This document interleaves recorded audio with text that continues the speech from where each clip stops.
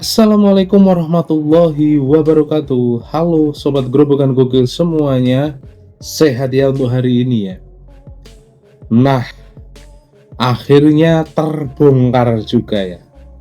Panda Nababan mengakui bahwa dialah yang menyuruh Pak Jokowi untuk melawan Bu Megawati. Pasalnya apa? Pada periode pertama pemerintahan Pak Jokowi, ini Pak Jokowi apa-apa itu harus tanya Bu Mega. Mengangkat menteri lah, mau ambil kebijakan inilah, itu harus tanya dulu kepada Bu Mega. Jadi ketika Pak Jokowi melawan PDIP di akhir-akhir masa jabatannya ini, ya terus diseranglah habis-habisan Pak Jokowi sampai saat ini gitu loh ya. Akhirnya terbongkar juga kan pengakuan dari kader PDIP sendiri, yakni Panda Nababan.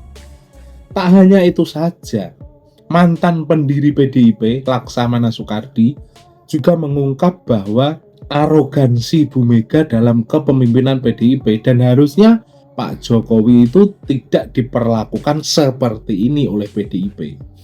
Nah, seperti apa sih video lengkapnya? Langsung saja kita reaction bersama-sama video berikut ini. Jadi saya harus kembali lagi ke satu flashback daripada bagaimana yang saya ikuti, saya dampingi, saya bersama terhadap Mas Jokowi ini. Dia bahkan terkesan sama saya terlalu menempatkan dirinya sebagai abdi dalam. Misalnya waktu awal-awal dia jadi presiden, asal ngomong dengan saya, Mas, yang ini kenapa nggak dilakukan? Wah, saya tanya ibu dulu. Mas, kenapa begini? Saya tanya ibu dulu.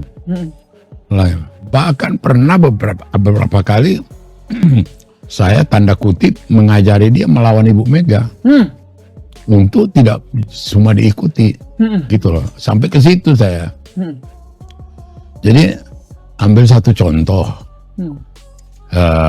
Luhut Panjaitan, dia minta tolong ke saya menanyakan, mempermasalahkan dengan Presiden Jokowi kenapa dia tidak masuk kabinet 2014. Ya loh. Jokowi mengatakan Ibu Mega nggak setuju. Gitu.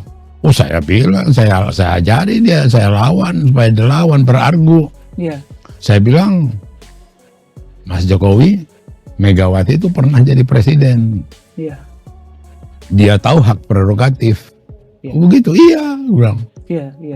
Nah, kalau di dalam sebuah organisasi, ya, anggota organisasi, apakah kader lah katakan kalau di partai politik ya, yang berprestasi itu harus mendapatkan reward kan, benar kan? Itu memang suatu sistem yang baik ya. Normalnya gitu. Normal memang harus begitu. Saya lihat prestasi Jokowi sebagai kader PDIP kan melampaui ketua umumnya kan. Bisa jadi presiden 2 kali. Kan Mbak Mega 1 kali aja terus kalah kan. Nah, seharusnya status dia bukan hanya jadi petugas partai lagi ya. Minimum jadi partner diskusi lah ya. Itu minimum ya partner diskusi kalau tidak ada sistem lain untuk posisinya gitu loh. Nah, kita objektif ya. 10 tahun Jokowi jadi presiden kan yang menikmati PDIP juga kan. Banyak kader PDIP yang dijadikan menteri. Ya dari pokoknya banyak lah ikut menikmati. Nah, sebagai presiden 2 kali, logika aja nih, saya disclaimer nih, saya bukan orang Jokowi dan Megawati, kita menggunakan nalar yang sehat. Dulu kan orang Megawati. Iya, Jokowi sebagai kader PDIP yang sukses melebihi ketua umumnya. Ya, itu harus dihargai dan diberikan suatu tempat sebagai reward gitu, reward and punishment, bukan punishment aja. Itu yang kita lihat perspektif yang melihat sejarah ya, alur-alur keputusan dan lain sebagainya. Ya. Nah, karena Jokowi itu masih jauh lebih muda. Ini kalau kayak main bola di Liga Primer, itu kan wajar aja. Partai-partai lain ingin mengambil dia, itu wajar. Saya melihat potensi dia masih besar. Ya, misalnya Golkar udah ada proksinya kan, Bahlil gitu loh. Menurut public information yang kita lihat, Bahlil kan proksinya dia. Tapi semua juga ingin kalau Jokowi mau bergabung. Karena Anda bayangkan kalau sebuah partai dengan Jokowi ikut kampanye terus belusukan, itu akan menaikkan suaranya di tahun 2029. Nah, saya lihat ya, ini untuk teman-teman kader-kader nasionalis pada umumnya ya, bahwa menuduh orang itu merusak demokrasi. Keputusan Megawati mendapatkan hak prerogatif itu juga anti demokrasi. Ya, saya terlibat dulu memberikan hak prerogatif pada ketua umum waktu kongres di Bali. Pada waktu itu situasinya ya, PDI dan PDIP ya, ada dualisme kan, PDI di PDIP ada dualisme. Apakah kita mau, pada waktu itu kita masih PDI, apakah kita mau ikut pemilu?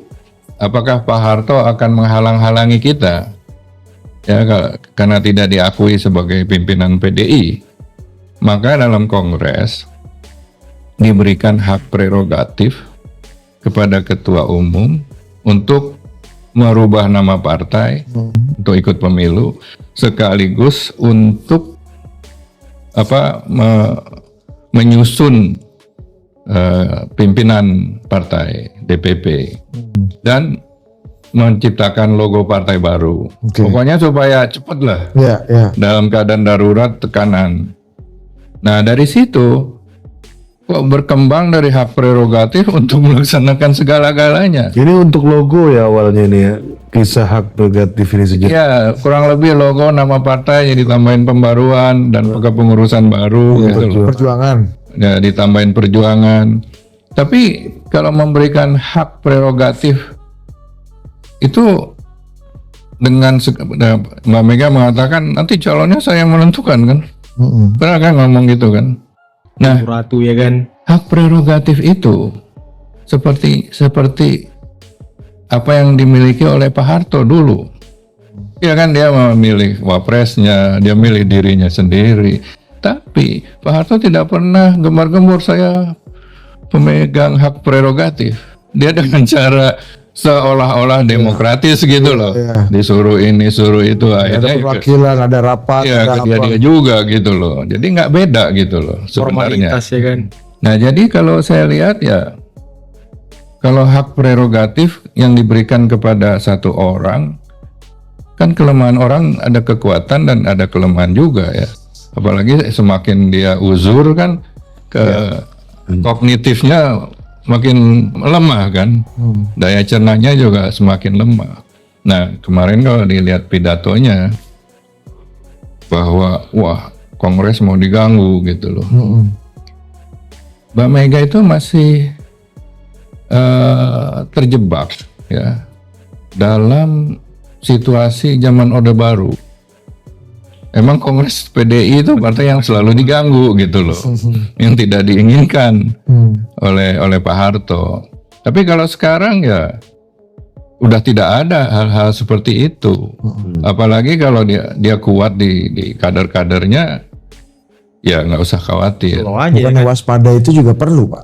Waspada perlu, tetapi kalau kekhawatiran terlalu tinggi dan menjadi konsumsi politis publik, itu kan saya melihat, loh, kalau udah punya hak prerogatif, udah aja, gunakan aja, nggak usah ada kongres, langsung saya memilih sendiri dan buat formatur, udah Karena itu hak prerogatif juga.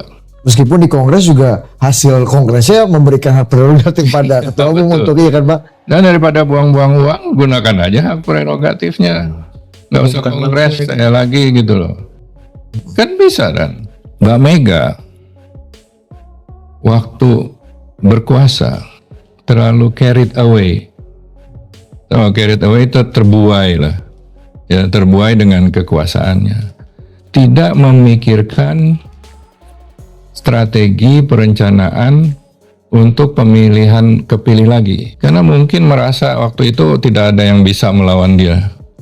Terlalu populer lah. Waktu 99 kan populer banget kan. Yang berani bersaing sama dia tuh nggak ada. Ya. Dan memang tidak akan popular opinion juga tidak akan yang orang bisa mengalahkan dia. Nah, akhirnya apa? Dia juga tidak menyertakan banyak kader PDIP di kabinet. Ya itu nggak tahu kenapa. Berbeda dengan presiden-presiden lain. Ya, Jokowi, Prabowo kan sampai ajudannya juga pada jadi menteri kan. Nah, kalau Mbak Mega itu hanya 2. Saya dan Pak Kwe Kian-gi. Oh, sisanya nggak ada Pak? Nggak ada. Karena beliau tidak percaya dengan kader-kader lain. Padahal banyak yang kompeten.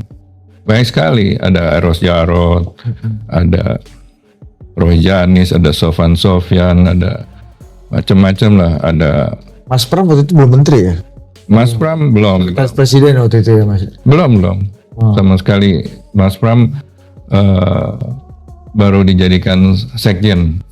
Ya. Nah, di situ kalau saya lihat sebagai elit politis kan harus punya pikiran strategis, taktis, ya kan? Mungkin karena Mbak Mega dianggap terlalu populer sebagai tokoh reformasi melawan Soeharto, dia merasa tidak ada yang bisa menyaingi. Nah, dalam politik itu orang-orang berpikir siapa makan siapa nipu siapa, ya kan? Nah, bergeraklah Pak SBY sebagai Menko Polkam.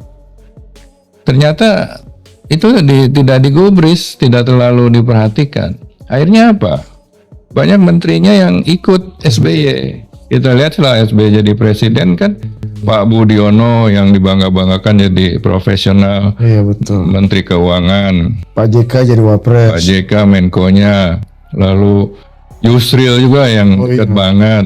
Purnomo, Yusriantoro, ya kan, Pak Widodo. Oh ya. Iya betul. Itu panglimanya Bu Mega ya. Terus Pak Hasan Wirayuda, semua itu satu rombongan lanjut gitu. Nah, Mega dikadalin gitu loh. Dikadalin. Itu kan salah siapa?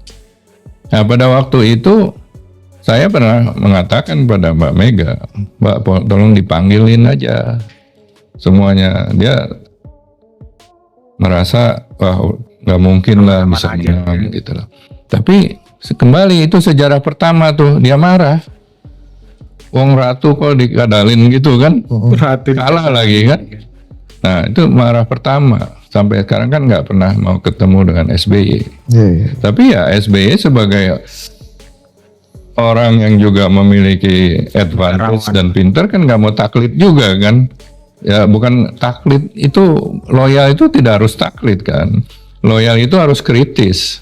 Ya. Tapi kalau yang di panutannya tidak ada harapan dan tidak mau dengar ya Pak, mereka mencari jalan keluar.